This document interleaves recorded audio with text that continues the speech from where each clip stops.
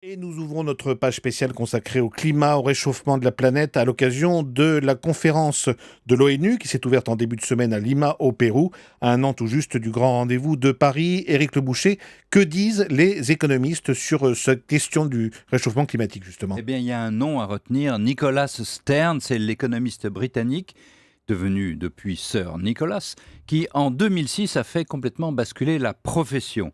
Avant, les économistes étaient plutôt sceptiques, ils considéraient qu'ils avaient d'autres priorités, ou que le monde avait d'autres priorités, le développement, la lutte contre la pauvreté, contre la faim, l'accès à l'eau, etc.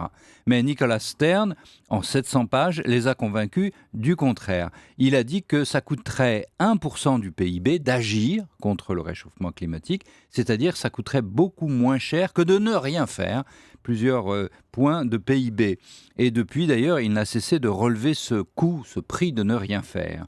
Alors le débat, en fait, n'est pas tout à fait clos, car la contradiction n'est pas levée entre le développement et l'écologie, entre l'emploi et les verts.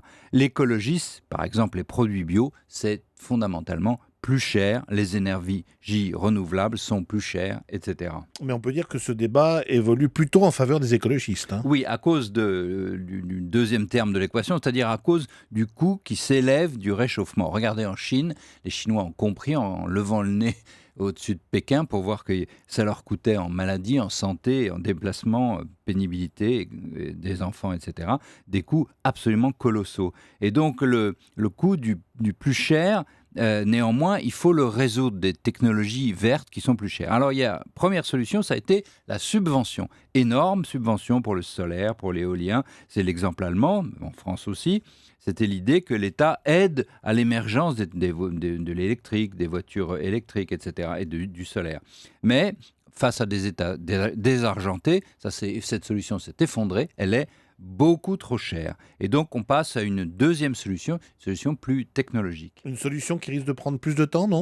Oui, parce qu'elle repose sur des inventions, par exemple, d'arriver enfin à stocker l'énergie, ce qu'on n'arrive toujours pas à faire.